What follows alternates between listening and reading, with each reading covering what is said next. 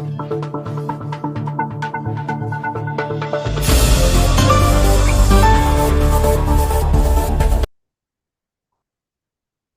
Hind viewers, it's my honor today to host Dr. Sanjeev Kumar on the Achievers Articulate in the Global Strategic and Defense News to discuss his journey as an international author. Dr. Sanjeev is pursuing his PhD from Jayoti Women University, Jaipur. He is an MPhil in Comparative Indian Literature from the Delhi University, and his name also features in the prestigious World Book of Records, London. He is currently an associate professor in the Delhi University. Welcome, Dr. Sanjeev, sir, to the Achievers Articulate. Thank you so much, sir. Good afternoon, sir. Thank you so much.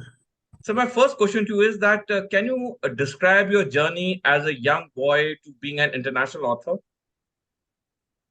Well, I started writing quotes some 10 years back, and because my father wanted me to write an autobiography, and I was not with so much of patience to write an autobiography, so I started writing quotes. And those quotes I got published by Partridge Publishing Company, Bloomington, USA, and 2 volumes were brought out, and 600 quotes I have written so far. Of course, 600 are published, and more than 200-300 quotes are still under publication. So those quotes brought me World Book of Records, London. Thanks so much, sir. And sir, what motivated you to become an academician? The inspiration, well, sir, was my father. My father also was an academician. He was a professor of geography in SSV Degree College, Hapur. He was the head of the department and convener board of studies. So my inspiration was him. I wanted to be like him. And eventually, what I thought when I was a child, to be like him, I could become like him. I also was in academics at one stage of time. It is almost 33 years that I am in academics and working in Delhi University. We are 2 brothers, both are in academics. He is a professor of economics and I am an associate professor in English. That's really very nice and interesting, sir. Sir, what advice would you give to people who aspire to become authors? Well, they should write, number one, and whatever, see, one thing is very clear that you write only when you feel sad. This is very clear and apt to all. Whenever you are critical of the existing system, you think you should write something. So one should at least write. He should maintain a diary. And after he has put down, say, in a span of 1 or 2 years, he can at least think of writing and giving them a good shape. Naturally, it is not an overnight phenomena that you become an author. It takes time, and naturally, you have to publish them also what you have written. So, in order to get published, you should have something, a manuscript with you, which is deemed fit for publication. Otherwise, it would be of no use getting things published with no academic weightage or any lesson to be conveyed to the masses which you intend to do it. So at least years of homework is required to become an author. This is what I would like to say. You're very right, sir. And sir, my one more question to you is that what advice would you give to the young students who are studying in various colleges, university around the world, in view of the various challenges that they face every day, whether it's peer pressure, whether it's getting good marks or getting a good job? So, what would be your advice to the young students, sir? See, there is a lot of things have changed a lot. I belong to an earlier generation, and the new generation which I see, things have become so dramatic change has undergone because of technology.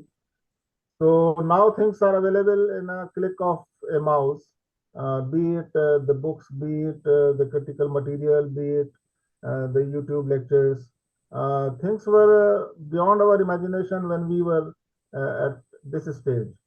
So this is number one, and options are have been multiplied.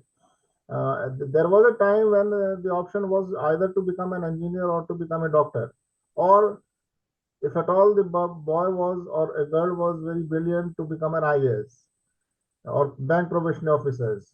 So the choices were less in my age. But now, because of startups and everything which under the stewardship of Narendra Modi ji, a lot of things have come up, startups have come up. So now a student has a lot of options before him. But in that sequence, what happens that there are possibilities of a student getting confused so as to what exactly should he pursue.